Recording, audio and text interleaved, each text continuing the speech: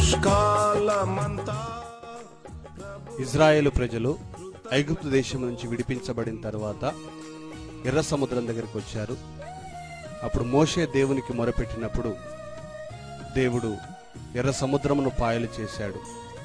ఆరినటువంటి నేలను దాటి ఇజ్రాయేలు ప్రజలు వాగ్దాన భూమి వైపు బయలుదేరుతూ ఉన్నారు. ఇప్పుడు మనం చూస్తున్నటువంటి సముద్రము ఎర్ర సముద్రము. ఈ సముద్రం అటువైపున ఉన్నటువంటి దేశము ఏదోము దేశము. ఏదోము ఈసాకు యొక్క కుమారుడు. ఏదోము అనగా ఎర్రని, అందుకే దీనికి ఎర్ర సముద్రం అని పేరు వచ్చాది. ఆ పర్వతములన్నీ కూడా ఎరుపు రంగులో ఉండడం వలనే దీనికి ఎర్ర సముద్రం అని పేరు కలదు. నే కృంగిన వేళలలో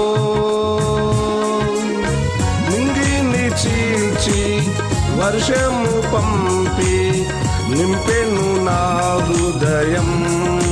యేసు నింపెను నా హృదయం. కృపలను తలంచుచు ఆయుష్కాలమంతా ప్రభుని కృతజ్ఞతతో స్తుతింతును.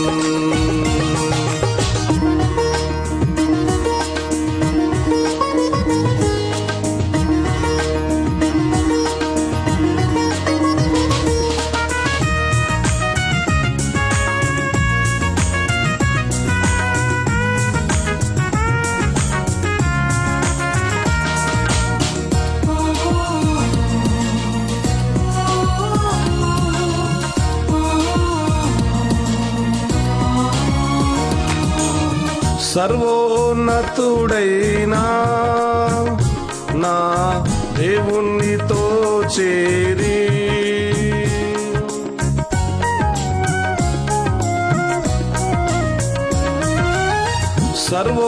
సర్వోన్నతుడైనా నా దేవునితో చేరి